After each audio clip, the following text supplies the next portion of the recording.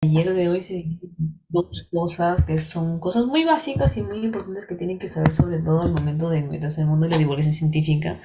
Ya les habrán explicado en sus otros talleres, en todas las clases, lo que es el mundo de la divulgación científica es tan amplio y tan bonito que es importante saber ciertas cosas, ciertos parámetros claves, sobre todo en qué te quieres enfatizar mucho más al momento de ir a la divulgación. Bien, vamos a empezar con lo que es fotografía médica, que es un poquito el tema un poco más largo, pero más interesante de lo que es ese taller.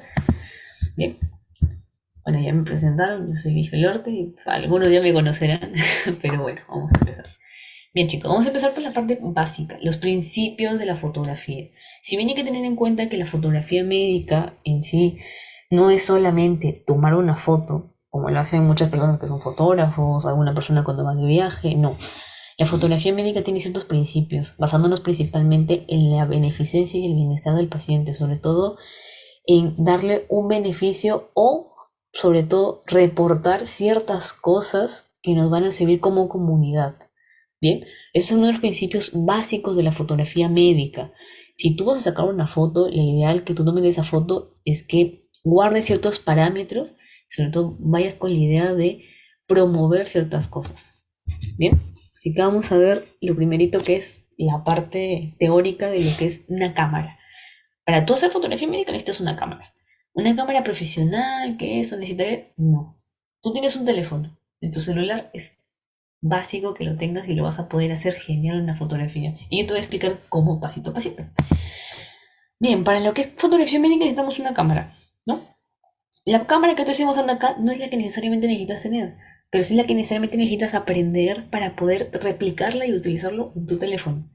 Bien, las cámaras tienen distintas partes. En este caso tenemos seis partes que tiene una cámara.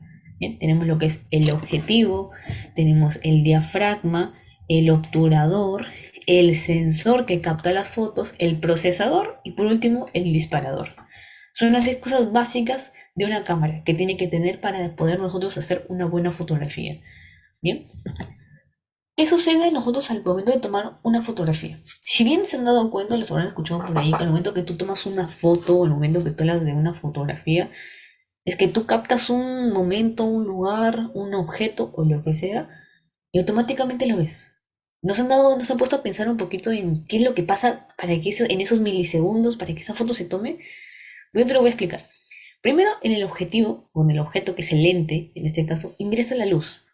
La luz que tú estás viendo del paisaje, del objeto de lo que estás tomando, esa luz ingresa por ahí. ¿Bien? ¿Y qué pasa al momento de entrar por la luz, por el objetivo, por el lente? Se va al obturador y llega hasta el sensor, hasta esta parte de acá que es el sensor. Esos rayitos de luz que entran llegan hasta el sensor y captan la imagen que tú estás viendo a través del aparato que estás tomando la fotografía, sea el teléfono, sea la cámara. ¿Bien? ¿Qué quiero decir con esto? Que tú al momento de coger tu teléfono y tomarle la foto a alguien, ya sea para un meme, para captar un momento, para captar un paisaje, esos rayitos de luz, esos microsegundos que están pasando con esa luz, ¡pum!, llega al sensor de tu teléfono o llega al sensor de tu cámara y lo capta. Y es por eso que tú lo puedes ver. Esa es la parte más básica que tienes que saber al momento de tomar una foto. Que la luz entra y lo capta un sensor y se ve la foto. Entonces, ¿qué me quieres decir, Ligia? Que una imagen son múltiples granitos de luz que entran a través de un sensor o a través del objetivo del lente. Sí. Las imágenes que tú ves son luz. Y cada ese concepto básico que vas a tener lo vamos a ir viendo y ampliando un poquito más al momento de seguir hablando. Entonces, ¿cuáles son las metas al tomar una buena fotografía? ¿Qué debo tener en cuenta yo al tomar una fotografía? Pues básico, lo vamos a dividir en ese triángulo, que va a ser el triángulo básico que tienen que saber al momento de tomar una foto. Primero, la apertura del diafragma. Hemos hablado del diafragma del lente que nosotros tenemos al momento de tomar una cámara, que tenemos que abrirlo de cierta manera. No sé si se han dado cuenta que hay gran angular, pequeño angular, todas esas cosas ya. Esa es la apertura de luz, la apertura del diafragma que tú vas a tener. ¿Para qué? Para que entre la mayor cantidad de luz o entre menos luz. Y eso lo vamos a ver más adelante para qué nos sirve esa apertura del diafragma. Tienes que ver también el tiempo de exposición. ¿A cuántos segundos, cuántos milímetros, cuántos milisegundos vas a exponer esa apertura del diafragma para que entre la luz? ¿Cuántos segundos va a entrar la luz para que el sensor lo capte? Y por último, la sensibilidad del sensor. Esas tres cosas son básicas para que tú puedas hacer una buena fotografía. ¿Por qué? Se explica más en esta foto. Todos, como les he dicho, necesitamos la sensibilidad del sensor, el tiempo de exposición que le vamos a poner y la apertura del diafragma. ¿Por qué? Mientras tú des más luz y abras más el diafragma, más el lente de tu cámara, mayor cantidad de luz va a entrar. Por tanto, vas a tener una mayor exposición y tu imagen puede salir sobreexpuesta o subexpuesta, sin mucha luz. Entonces tú tienes que calcular bien cuánto del diafragma va a ser si es que tienes una cámara. Y si tienes un teléfono, el teléfono lo hace por ti.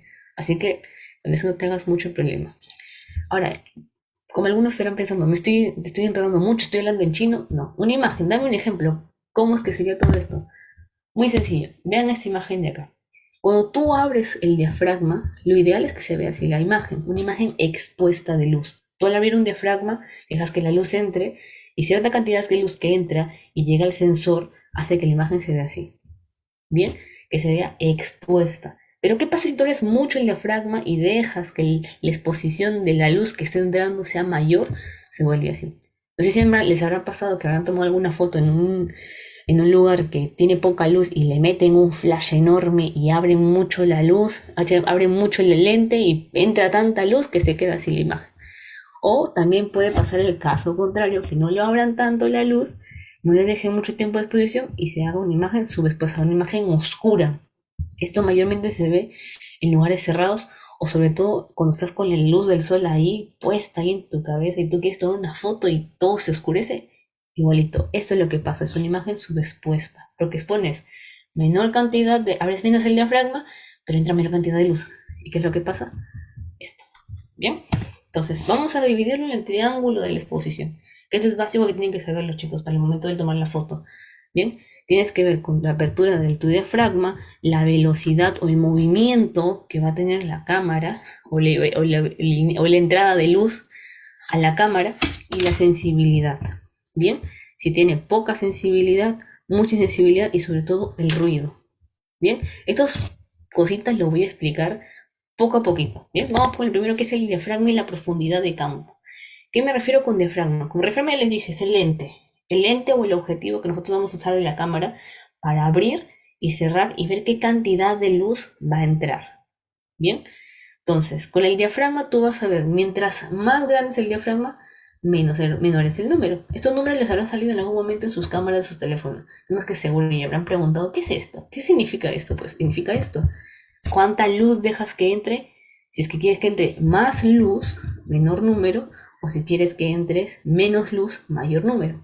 ¿Me dejo entender? Acá es inversamente proporcional, por los que más o menos sepan de matemática. Un ejemplo bien clarito del diafragma. Bien clarito, vean esta imagen. Quiero que vean acá.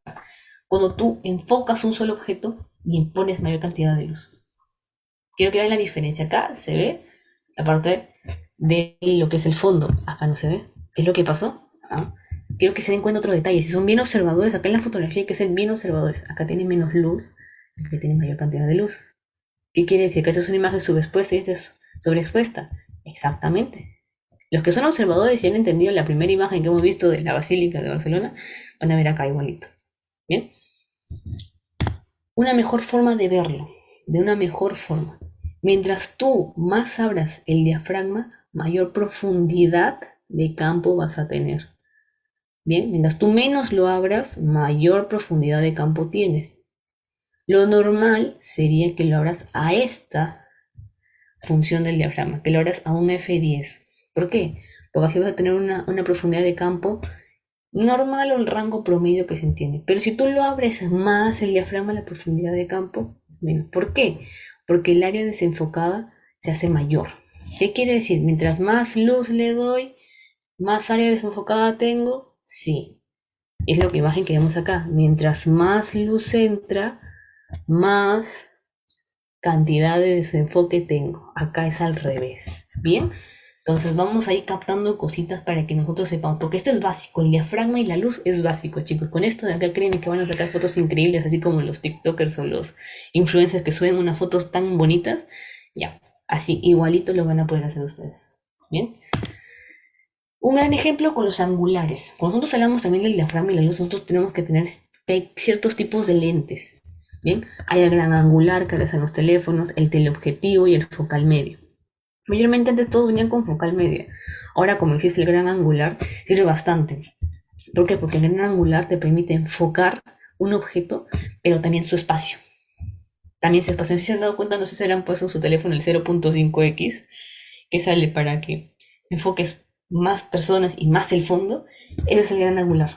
Hay mayor profundidad de campo. ¿Qué quiere decir? ¿Que he abierto más mi lente o lo he abierto menos? Lo he abierto menos. Lo he cerrado mi lente para que así se concentre mayor luz en ese punto y pueda enfocar más. Bien, y tenga menos área de desenfoque. En cambio, si tengo un teleobjetivo que es más grande, tengo menor profundidad de campo. ¿Por qué? Porque solamente me concentro en el objetivo, en un solo objeto. Y el focal medio, que es el que todas las cámaras tienen, es el típico profundidad de campo promedio o normal, y se dan cuenta. Acá, no, acá falta todavía nitidez, pero hay una cierta profundidad de campo. Lo ideal es que se tome la foto con un focal medio o un gran angular. Pero depende mucho de la fotografía que vayas a tomar. Bien, los tres son totalmente válidos, depende de la foto que vas a tomar.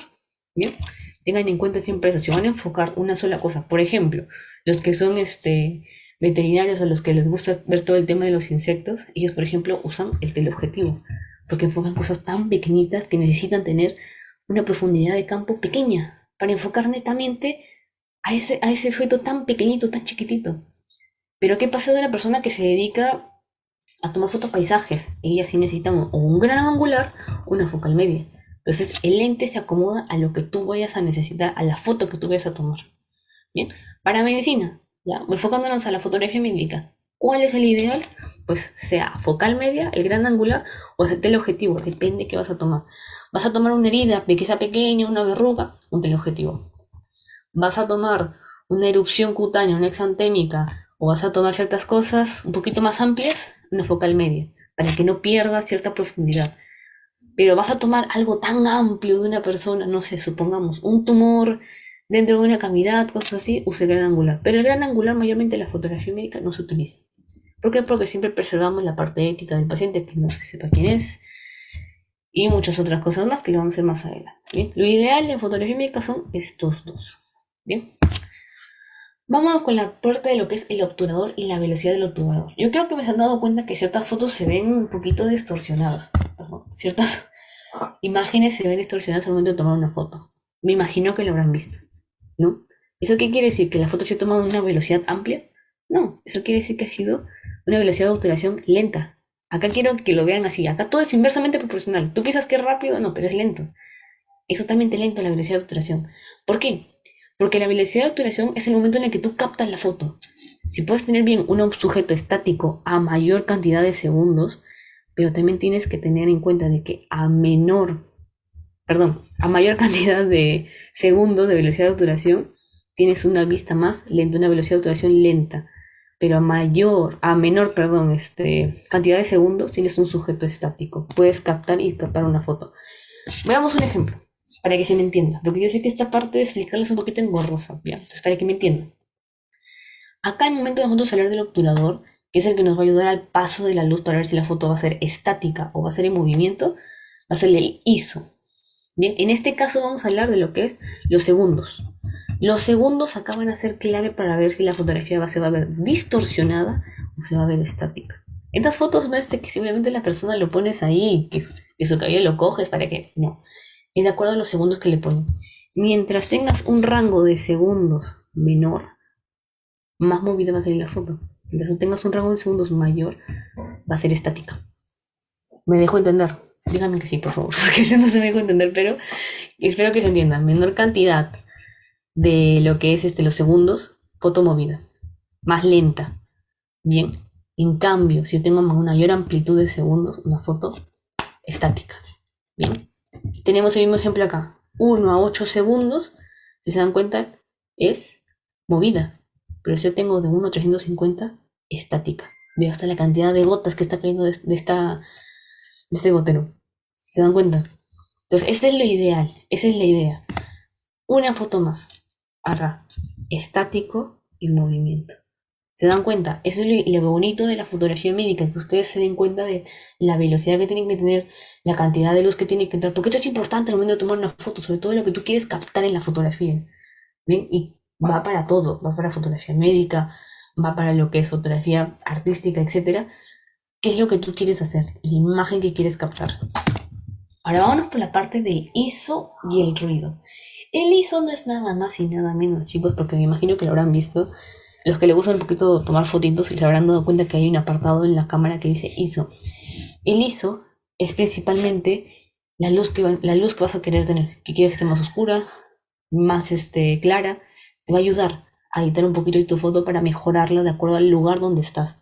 Y el ruido es la cantidad de estos puntitos que ven acá. No, no son megapíxeles, no. El ruido es de acuerdo a los puntos que va a haber en tu foto. Y eso se mide también con el ISO. Bien.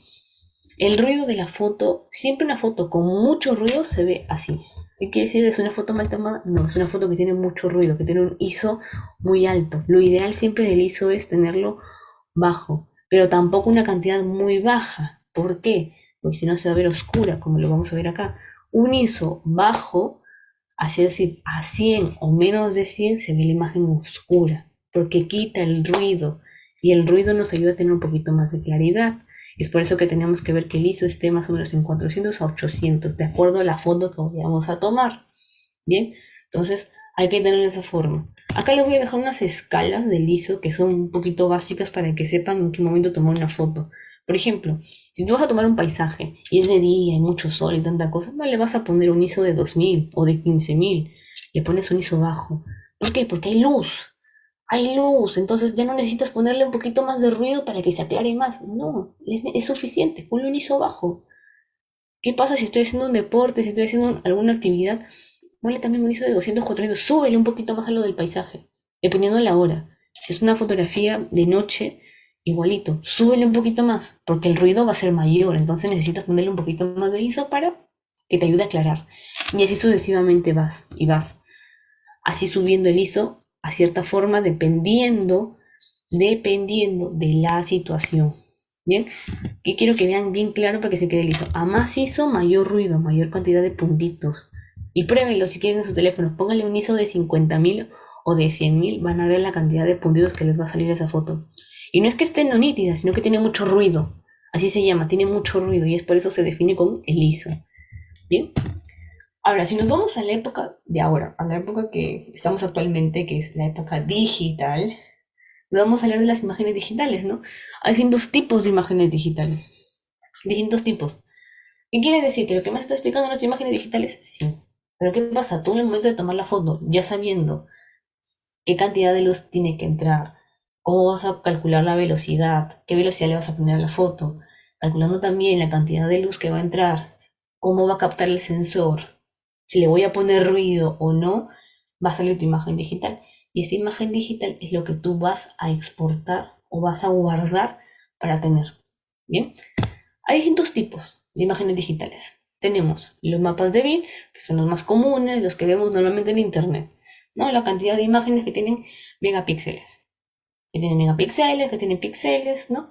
Que son los que principalmente vemos todos los días en internet. ¿Por qué? Porque es una foto que si tú la distorsionas o que tú te acercas, ves, se va a ver así cuadraditos. Estos son los famosos píxeles, ¿bien? Los que se van a ver día a día, que son los píxeles. Ahora, también existen los vectores, que son mucho más complejos. ¿Por qué? Porque no tienen los píxeles y no se afecta su resolución. Porque ¿qué pasa con los mapas de bits? Al ser píxeles, cuando tú esa imagen la agrandas, la haces un poquito más pequeña, se pixelea, como solemos decir, no sé, está pixeleando porque se ve fea. Esos son los mapas de bits, los más comunes, los que siempre esa imagen se distorsiona conforme lo vas haciendo. Y en cambio los vectores no. Los vectores son como no contiene píxeles, su resolución no se afecta. Tú lo puedes agrandar, lo puedes hacer más largo, lo puedes hacer más pequeño y no se va a malograr la resolución que tiene. Es por eso que es importante conocer lo que son las imágenes digitales. ¿Por qué? Porque tú al tomar tu foto no vas a dejarlo como un mapa de bit para que se puede decir más feo. Para que cualquier persona vaya y lo mire, lo agrande y diga, ay, ya se pixeló y ya se malogró. ¿No? Déjalo siempre, mi consejo es que lo dejes siempre en un vector. Ahora, ¿cuáles son los formatos de imagen que hay? Hay muchos formatos de imagen, chicos. Todos conocemos los famosos JPG, PNG, que los tenemos así, ¿no? Y siempre creemos que el PNG solamente es el que no tiene fondo. Pero no, hay distintos formatos de imagen. En este caso, los formatos de imagen es el conjunto de reglas o estándar que va a definir cómo la información que contiene va a ser leída y con qué tipo específico de programa se va a abrir. Por ejemplo, JPG, PNG, los GIFs y los demás se abren con ciertos programas, si se han dado cuenta, mientras que los TIFF y también lo que son los RAW, los PCD, se abren con otro tipo de programas. ¿Y esto por qué pasa? Porque hay distintos tipos de archivos con distintas características. ¿Bien? Entonces tú tienes que ver cuál se va a adaptar a ti. ¿Qué es lo que yo te recomiendo? Hay archivos vectoriales y no vectoriales. Los no vectoriales son los más comunes, los que todos conocemos. JPG, PNG, PSD, el GIF, el RAW, no, son los más comunes. De todos estos, ¿cuál te recomendaría yo que guardes una imagen que tengas? Es el RAW. ¿Por qué? El RAW es más complejo, más completo y además también te va a ayudar a que la resolución un poquito de tu imagen se mantenga. Bien, y sobre todo te ayude a convertirlo a vectorial. Te lo voy a recomendar de esa forma, que lo guardes en RAW, ahora en una imagen importante que no quieres que nadie me lo vea. Pero si manejas un poquito más, te recomiendo que lo guardes en como vectorial. ¿Por qué? Porque lo vas a poder abrir en programas un poquito más complejos, se podría decir, como son Illustrator, Photoshop, ¿no? Etcétera, etcétera, etcétera. ¿Qué quiere decir? ¿Que tengo que aprender a manejar esos? No, te estoy diciendo que los guardes en este formato. ¿Para qué? Para que tu imagen no se pierda la calidad, no pierda su resolución y sea una bonita foto. ¿Bien? Ahora, ¿cuáles son las reglas de la composición? Si bien la fotografía es no solamente como les dije al principio, no es solamente tomar la foto y decir, listo, ya está, ya tuve mi foto, se acabó, ya la guardo como vector y ya está, y la guardo. No. Para tú tomar una foto, tienes que seguir ciertas reglas. Sobre todo no es solamente enfocar la cosa, ponerlo al centro, que quede bien, tratar de encajarlo y ya está. No. Seguimos ciertas reglas. Por ejemplo, la regla de los tercios. La regla de los tercios no es nada más y nada menos que tú hagas. No sé si se han dado cuenta que algunas cámaras tienen estas líneas, así estas cuadrículas, que es para que te guíes y tú enfoques. Siempre tienes que enfocar el cuerpo o el objetivo en uno de los puntos. Y por lo menos en dos de los puntos. Y la otra línea tiene que ir paralela a la que estás haciendo con el objetivo. ¿Qué quiere decir? Si yo tengo acá mi objetivo, acá tengo que estar entonces un punto acá, donde esté el objetivo. Y paralelamente tienen que estar los otros dos. Esa es la regla de los tercios. Si yo pongo mi objetivo al centro, esa foto está mal tomada. Déjame decirte que si has vivido totalmente engañado toda tu vida si piensas que al ponerlo al centro va a ser la mejor fotografía de tu vida. No. La regla de los tercios está mal aplicada. ¿Por qué? Porque tu imagen en sí no es de alta calidad, no es de alta resolución, porque está desenfocada. Bien, esa es la regla de los tercios. Aplica para paisajes, para objetivos, para también para paisajes, etcétera, también para personas que vas a tomar para retratos, ¿no? Te sirve bastante la regla de los tercios. Ahora, si hablamos de simetría, porque también hay una regla que es la de simetría, que te va a ayudar mucho de acuerdo al espacio que vas a tomar. Esta principalmente es para paisajes, para objetos, para templos, también sobre todo donde tú veas formas geométricas, sea triángulos, rectángulos, cuadrados, círculos, etcétera. La simetría te ayuda en eso, a que tú veas un espacio donde hay, por ejemplo, muchos bloques de cemento, puedes tomar una foto, sí, pero que va a tener simetría de que todos son cuadrados o todos son rectángulos. Entonces sigue la regla de la simetría. Acá igualito, si se dan cuenta en el Taj Mahal. Arriba, línea, línea, línea, línea, línea. ¿Se dan cuenta? Sigue la simetría. Eso es una buena foto. Otra de las reglas que también tenemos son los marcos naturales. Los marcos naturales es literalmente una foto tan espontánea que sale al momento, justo en el momento preciso. Ese es este TikTok que sale que dice que estás en el lugar preciso, en el momento preciso y en la hora precisa. Esos son los marcos naturales. Esas son esas fotos, chicos. Tú estás en un lugar, en una playa, estás en una biblioteca y de la nada te sale una foto con este marquito natural. Si se dan cuenta que el marco natural de esta foto es así. Miren, este es el marco natural.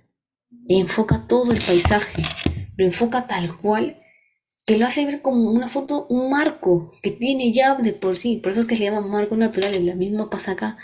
Miren, el marco es este. Se puede decir que es un óvalo. Y la foto está totalmente bien tomada. Es válida, es válida.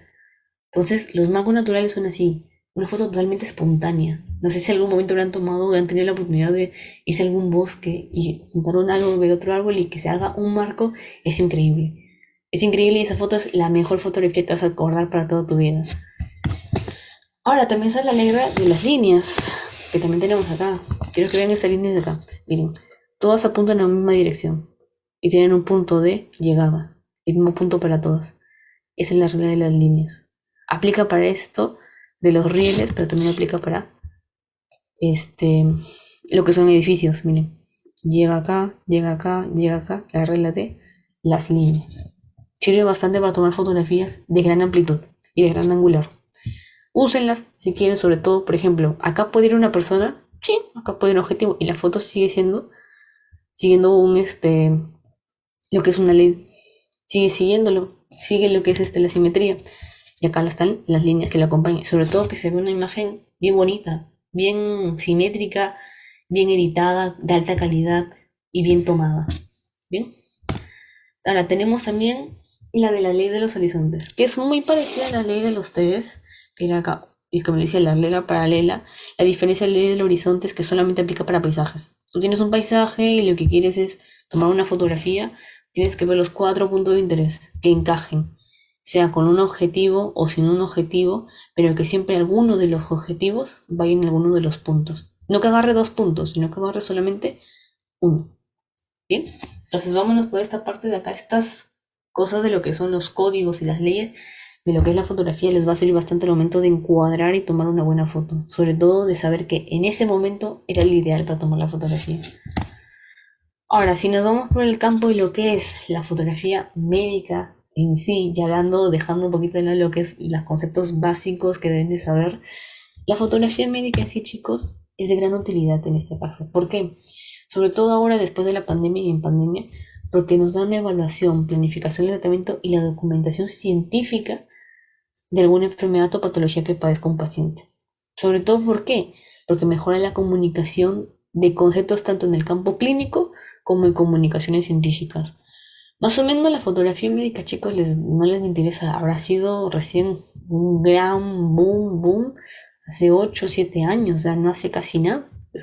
Antes no se hacía, era muy poco se escuchaba de médicos que tomaran fotografías de pacientes, que tomaran fotografías de ciertos exantemas, de ciertas patologías.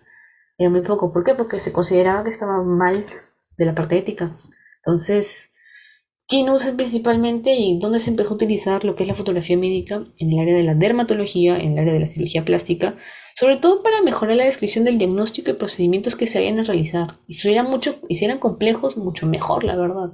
Entonces, la fotografía médica se vio más que una parte negativa, un pro. ¿Por qué? Porque nos ayudó mucho a documentar ciertas cosas y tener mayor evidencia del mismo.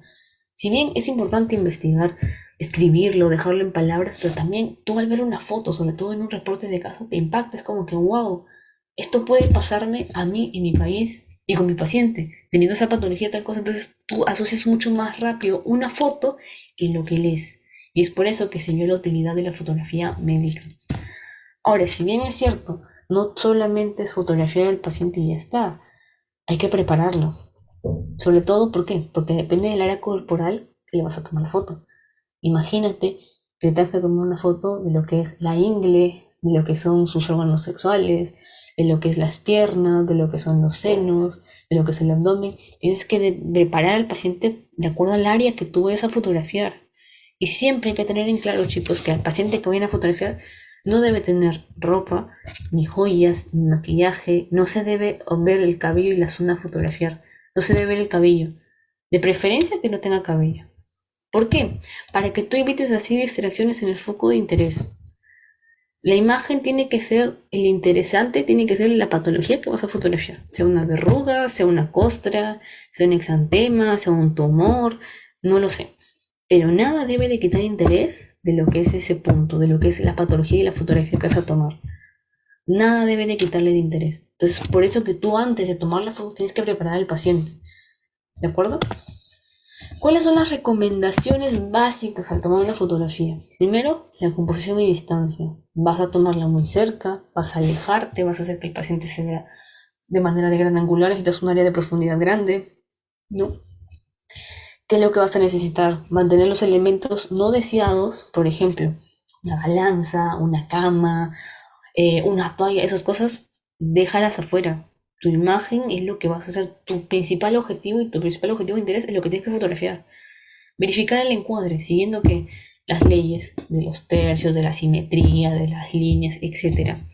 Usar siempre un fondo de color sólido. No sé si se han dado cuenta cuando han ido a sacar algún documento que les piden una foto con formato con el fondo blanco, pues lo mismo. Para las imágenes de la fotografía médica, un fondo sólido, sobre todo de color blanco, que es el más utilizado. Ayuda bastante. Posicionar la cámara cerca al cuadro de interés. Siempre fotografía el cuadro de interés. No te desvíes a tomar más amplitud, que no, que quiero que sea así, que tenga mejor visión, que se note esta parte del paciente. No, céntrate en lo que tienes que tomar. No te desvíes a ir a tomar grandes cosas. ¿Bien? ¿Por qué? Porque tienes que dar una imagen bien detallada de la patología, de lo que vayas a tomar. ¿Bien? ¿Qué más tienes que hacer? Ajusta tu cámara. No uses el modo automático de tu cámara. Por algo te estoy explicando cuánta luz debe entrar, si la velocidad tiene que ser la correcta, tiene que ser menos o mayor velocidad para tener un encuadre estático. Tienes también que ver la exposición de la luz, la apertura de tu diafragma, configurar el control de exposición de modo manual, que te va a ayudar bastante a que tú veas cuánta luz va a captar el sensor y si va a haber lo que es el ruido o no va a haber ruido, para que si lo que es tu foto va a salir más clara o más oscura. Y esperar la confirmación del enfoque. Siempre las cámaras te dan una confirmación de enfoque. Ese sonidito que cuando tú presionas el disparador y suena antes de que tomes la foto, ese es el que está enfocando. Que la cámara esté enfocando. Y sobre todo ver la resolución en píxeles. Bien.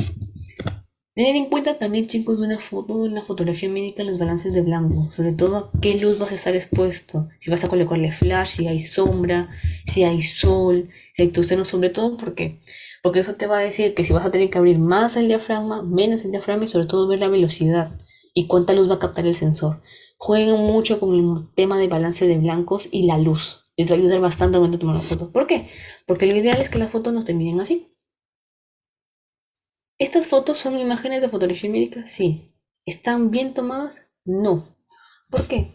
¿Cómo vas a tomar una imagen con la resolución así? Tomando ciertas cosas acá. ¿Cuál es el punto de interés?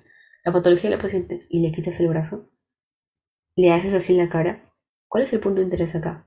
El cuello. No sé, yo no sé si es el cuello, si son las mamas de la paciente, si son sus omóplatos. Yo no sé cuál es el punto de interés acá. Si es toda la paciente, tiene que haber un punto de interés. Acá, de la misma forma. Porque no, a la paciente no le quitó la ropa. Es lo primero que hemos hablado, tienes que quitar la ropa, tienes que quitar distractores. Esto no es un fondo apropiado para la fotografía. Tienen que tener en cuenta que al momento de tomar la foto no es solamente tomar la foto, porque si no va a terminar de esta forma. Una foto mal tomada. Y sobre todo, aparte de mal tomada, una falta de respeto para la paciente. Porque puede ser un adolescente y todo lo que tú quieras, pero que tomen una foto y te coloquen así, creo que a nadie de nosotros nos gustaría. Y es por eso que detallar aquí lo que es la parte ética. El fotógrafo, o sobre todo nosotros, debemos aprender los códigos de la práctica médica antes de entrar a cualquier espacio. Entonces, en este caso, la fotografía médica, debemos siempre solicitar el permiso para ingresar y para tomar la foto. No interrumpir si es que está haciendo una consulta o algo por el estilo, y tener la responsabilidad moral de ver los registros fotográficos no representen al paciente de ninguna manera indignado. Por ejemplo, acá, la niña de acá ni siquiera sabrá que le estaban dando una foto, o por último, ni que le habrán subido a dónde, porque terminan en diapositivas. Entonces, hay que ver una cosa también acá en el momento de la parte ética.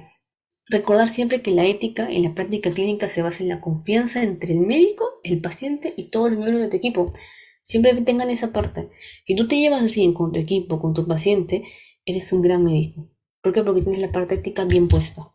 Entonces, ¿qué es lo que tienes que ver acá? Que si existe un problema, lo resuelves de una manera pacífica, de una manera que haya un ambiente laboral tranquilo, porque siempre es bueno trabajar en armonía con tu equipo de trabajo y sobre todo al momento de tomar una foto.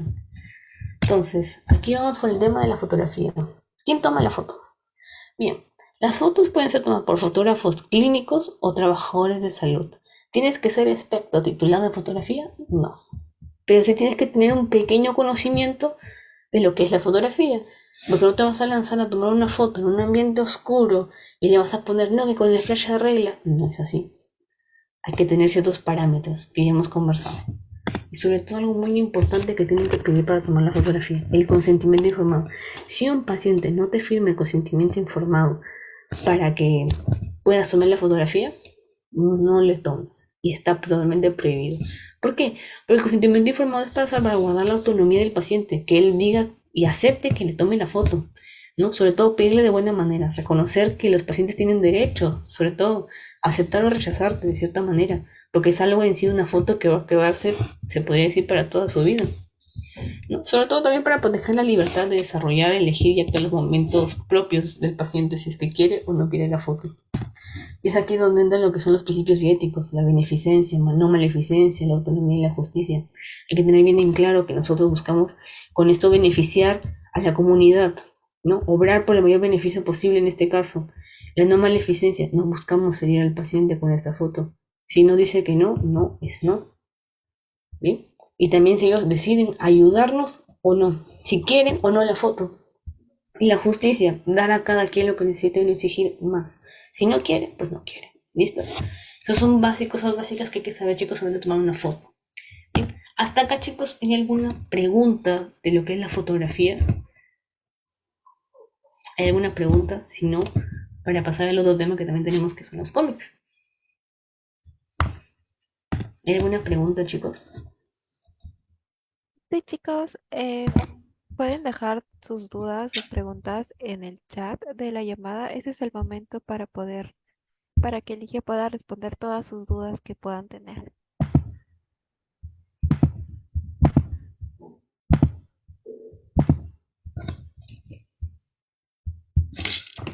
Sin miedo, chicos, yo no muerdo.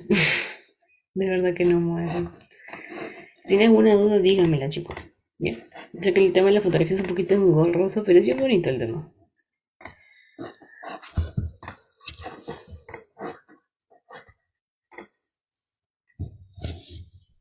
Bien, chicos, a ver, si no hay dudas, bueno, la van dejando por el transcurso de lo que vamos hablando. Vamos a pasar a la otra parte de lo que es cómic. Bien, la parte de cómic. A ver, vamos a empezar con el cómic. Bueno, hablar del tema de lo que es cómic y lo que es divulgación científica es una parte que nos va a servir sobre todo porque el cómic es una técnica que nos permite contar una historia a través de dibujos y texto, ¿no? Que en sí puede ser texto escrito de lo que es la historia o solamente ciertas onomatopeyas que vamos a usar para describir la historia. El cómic puede o no puede tener texto. Mayormente siempre tienen texto, pero hay cómics, no sé si han visto Mafalda, que no tienen texto. Solamente tiene onomatopeyas o ciertas palabritas del personaje y ya. Entonces, ¿hay distintos tipos de hacer un cómic? Sí. Y en la divulgación científica se puede hacer también. Sobre todo para que al momento de ejemplificar una historia que pueda pasar. No sé si han visto, por ejemplo, los cómics que han sacado de la pandemia. Hay distintos cómics de la pandemia, de cómo lavarte las manos, qué pasa cuando no te lavas las manos, qué pasaba cuando salías sin mascarilla. O sea, hay un montón de cómics a partir de la pandemia. El cómic se hizo, pero bien viral y bien rentable, la verdad. Entonces vamos a ver las características de los cómics. Habrán visto en lo que son los cómics distintas viñetas. A ver, porque chicos, ¿a quién no ha visto un cómic? Yo hasta he leído cómics y yo hasta tengo cómics. Entonces, los cómics siempre tienen estos tipos de viñetas, ¿no? Sea cuadrados, sea planos, formatos o ángulos, ¿no? Todos los cómics siempre tienen una de esas cosas. Y lo vamos a ver acá en este ejemplo. Quiero que vean este ejemplo de lo que es acá este cómic de Superman. Quiero que vean cómo son las viñetas. Estas viñetas son los que nos permiten dar cierto hilo a la historia. Porque una cosa es que tú cuentes la historia solamente con palabras arriba, como son estos cuadros, pero no digas que los personajes digan algo. Y el cómic, la ideal es que demuestren una historia contada a la vez mientras tú la lees. Entonces, la viñeta principalmente es la unidad mínima de significación de la historieta. En ella se ven representadas las historias mediante la imagen, un espacio de tiempo determinado y de acuerdo a la acción que se está narrando. Bien, porque por ejemplo, si yo solamente pusiera la imagen acá y no pusiera el texto, no sabríamos de qué estamos hablando, estaríamos un poco perdidos en el espacio de qué está pasando en la historia, qué se le está diciendo, por qué le está pegando, por qué lo está alzando de esa forma. Me dejo entender. Para eso es la viñeta. Acá tenemos un ejemplo clásico, Garfield y Mafalda, que quien no lo ha leído en lo que son los periódicos, por último en internet, que siempre salen, hacen los memes. Este apartado de acá es el encuadre. El encuadre principalmente en los cómics consiste en seleccionar la parte de la realidad que se recoge en la viñeta según convenga la historia. Bien, Garfield sobre todo siempre se ha caracterizado por su encuadre siempre de cuadraditos, donde solamente sale Garfield y su dueño, o Garfield y tal persona, pero siempre sale el personaje principal y siempre son las viñetas. No usa un cuadrado en sí para contar la historia, no. Siempre sale Garfield haciendo algo con la otra persona que sea que habla, o Garfield hablando, o Garfield pensando. Me dejo entender, pero siempre va en su encuadre. Lo mismo pasa con Mafalda, miren.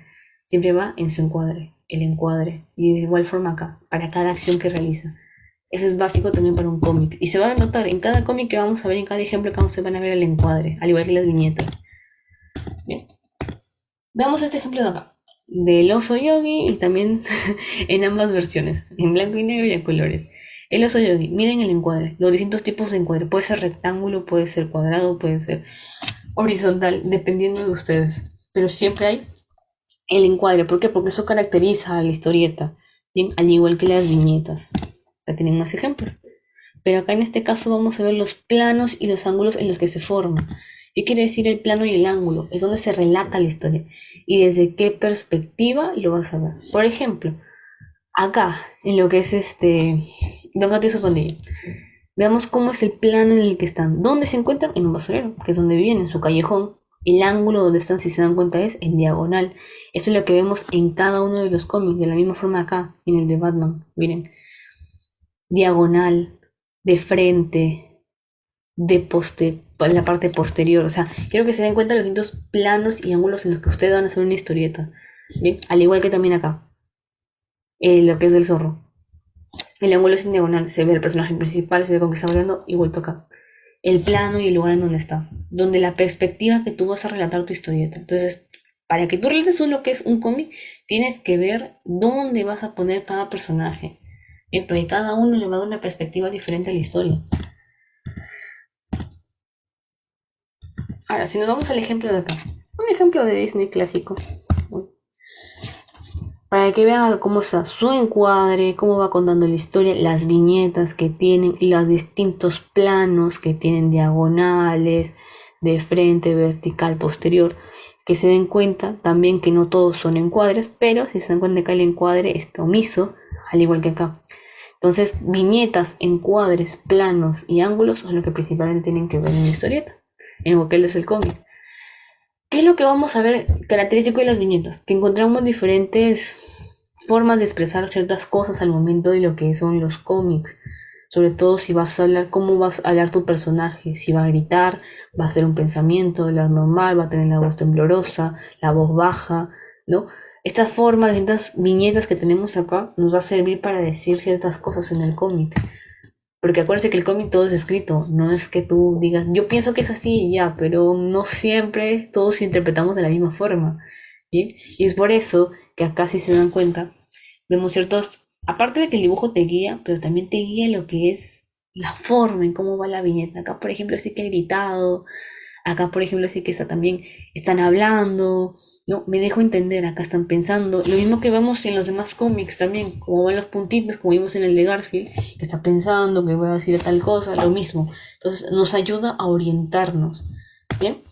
Otra parte también importante de los cómics son la onomatopeya. Es la imitación de un ruido o sonido de la realidad, que nos va a orientar un poquito más en lo que está diciendo la historia, para darle un poquito ese toque de lo que es realidad, ¿bien? Porque puede estar dentro o fuera del globo de lo que vamos a poner. Por ejemplo, puede estar dentro, como acá, o puede estar afuera, como en muchos otros cómics que hemos visto adelante. Y acá van a ver uno de Spider-Man, por ejemplo, que siempre los usa. Miren la onomatopeya de acá. Acá igual. Me dejo entender. Y si lo vemos acá, en lo que son los anteriores, de la misma forma. Bien. Entonces, las onomatopeyas nos ayudan a dar ese toque de lo que es realidad al momento de contar la historia. ¿Bien? Ahora, ¿qué tipo de letra tengo que usar para hacer un cómic? Para hacer un cómic, usar cualquier tipo de letra. Pero lo ideal es el imprenta. Si se dan cuenta, lo que sea todo recto, principalmente porque es lo que más caracteriza. Sobre todo a los personajes y el tono de voz que vas a emplear. ¿Cómo nos podemos guiar? ¿De qué forma puedo usarlo? Bueno, si el personaje habla en voz alta, la letra va a tener siempre un tamaño un poquito más grande de lo que dice. Bien, Pero si habla en tono un poquito más bajo, lo haces un poquito más pequeño. ¿Por qué? Porque eso va a dar idea al lector de lo que está viendo. Si está gritando, no está gritando. Es por eso que si se dan cuenta de ciertos cómics, ponen lo que es en gritos, lo ponen en letras mayúsculas. O si no, lo ponen en lo que es más grande, al tipo de letra que están usando para lo demás. Me dejo entender. Entonces, ustedes tienen que ver y englobar cómo lo que van a enfocar de lo que es este su cómic. Y lo vamos a ver en la práctica que vamos a hacer, en el programa que vamos a usar, que les voy a mostrar cómo usarlo. Ahí lo vamos a ver. Bien, cómo van a hacer un cómic, qué letras van a usar, qué viñetas van a usar. Bien, para que así practiquemos un poquito más. Acá, por ejemplo, ven este de acá. Acá lo que hace con lo que son el tipo de letra, si bien tiene el mismo tipo de letra, no es más grande, no es más pequeño, pero si se dan cuenta, pone ciertas cosas en negrita, que lo diferencia. Si se dan cuenta, lo diferencia para que digan que es lo que resalta, para que te quedes con eso resalta. Vean el encuadre, también ven las demás cosas que hemos visto, perdón. Acá miren, igual misma forma, ¿bien? Acá está la onomatopeya, la misma forma acá, ¿bien? Entonces, tienen que tener en cuenta y ser bien detallistas al momento de hacer un cómic, porque todo lo que tú escribas acá es cómo lo va a entender tu lector. Bien, entonces ahora sí, chicos, practiquemos. La aplicación que vamos a usar en lo que es cómic es Pixton. Muchos lo deben haber usado. Pixton es ya muy conocidita. Es una aplicación de cómic gratis, que por eso es que se lo damos a mostrar porque es gratis y les va a ayudar bastante al momento de hacer lo que es un cómic. Sobre todo de una manera muy sencilla. Pixton es usada por profesores, por familias y tanta cosa. Entonces, esta es la plataforma de Pixton. Bien. Lo que yo les recomiendo es que se creen una cuenta en Pixton, pero como si fueran un papá. ¿Por qué? Porque les da más ventajitas. Entonces, por ahí les servirá bastante. Bien. Entonces, ustedes cuando van a su plataforma de Pixton y se registren, les va a aparecer tal cual esta forma de acá. Ustedes se van a ir acá donde dice editor de cómics. Bien. Le van a dar aquí y se van a ir al apartado de crear un cómic. Y le van a dar en crear ahora. Cuando hagan y les salga toda la maqueta para hacer el cómic, les va a salir las distintas formas que pueden utilizar para hacer el cómic. ¿Por qué a mí me sale bloqueado? Eso me van a preguntar ahorita mucho sobre por qué todo te sale bloqueado. Porque yo ya tenía mi cuenta creada, chicos. Y cuando te entras a Pixon y te quedan como padre, te dan al inicio 3 meses, si no me equivoco, de hacer cómics gratis y te desbloquean todito. A mí yo me la creé hace tiempo, entonces por eso está así. Pero eso no significa que no las puedo usar. Bien. Entonces, lo ideal acá, para que ustedes tengan en cuenta, vamos a usarlo con el cómic anterior. Yo lo que quiero es que vean lo que es la parte del cómic que vamos a hacer. ¿Bien? ¿Y por qué no sale mi cómic? Bueno, para que vean acá la parte de lo que es el cómic, bueno, van a tener acá un momento que ustedes se creen la cuenta, distintas áreas, ¿bien? Para poder hacer su cómic. Puedes colocar la que tú quieras. Bien, porque todas te van a estar desbloqueadas. Entonces tú puedes, de acuerdo al cómic que vayas a hacer, colocas el fondo que vayas a utilizar, lo colocas acá y te va a salir para que tú coloques el abstracto que vas a utilizar, si vas a colocar ciertas cosas para hacerle énfasis al cómic, porque de acá te va a ir saliendo página por página del cómic que vas a hacer, cómo es enfocado tu tiempo del cómic, si hay lluvia, si hay tormenta, si hay sol, ¿no? Si vas a poner una onomatopeya como el de acá. Y también puedes colocar ciertas fotografías tuyas, dependiendo de ti que te encuentres en internet. ¿Lo puedes subir acá? Sí. También te van a salir los personajes. Y en el personaje, sí tienes que añadir algún personaje. Pones acá añadir el personaje y te van a desbloquear todo esto de acá. Tú escoges el personaje de acuerdo al cómic que vas a hacer. Ahora, ¿cómo aplico un cómic de medicina? Fácil, como el que les dije de la pandemia, de acuerdo al contexto. Por ejemplo, en la pandemia fue tan sencillo los cómics que ponían una persona acá, otra persona acá, y mostraban paso a pasito cómo era la forma de contagiarte sin que te lavaras las manos, sin que te pusieras mascarilla.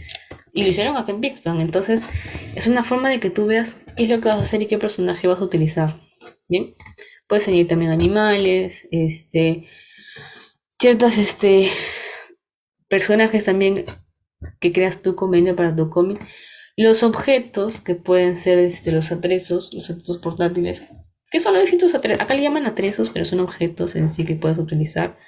Y sobre todo acá el foco que vas a usar. Si va a ser un foco normal, ¿qué quiere decir?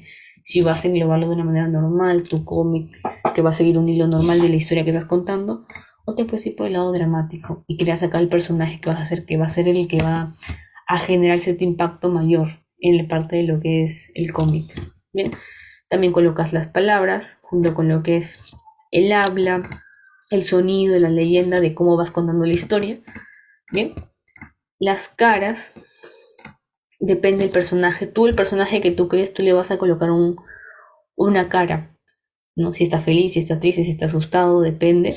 La dirección de los ojos también, porque eso va a ser muy importante el momento de saber qué cómic vas a utilizar y las acciones que va a realizar. Pixel te da esa información y toda esa parte ahí para que tú veas qué es lo que vas a hacer. Bien, y los efectos que va a crear. Tiene muchas poses, tiene muchos efectos. Entonces, cuando ustedes se creen su cuenta, les va a salir acá todo para que ustedes lo compaginen total. Lo ideal y lo que yo les voy a recomendar al momento de usar el Pixel es que jueguen con lo que vayan a hacer.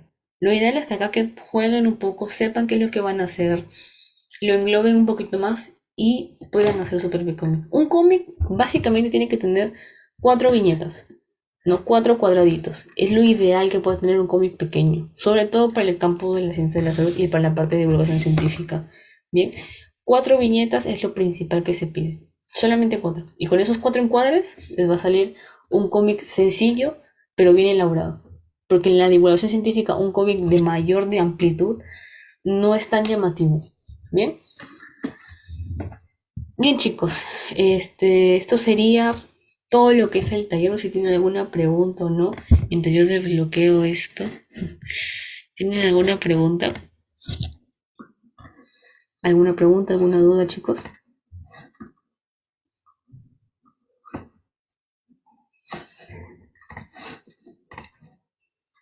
Sí, chicos, ya estamos en la recta final, así que no olviden dejar sus preguntitas por el chat de esta llamada para que nuestro ponente pueda resolverlo. Vamos a dejarles unos minutitos para que podamos ir viendo si es que hay preguntas.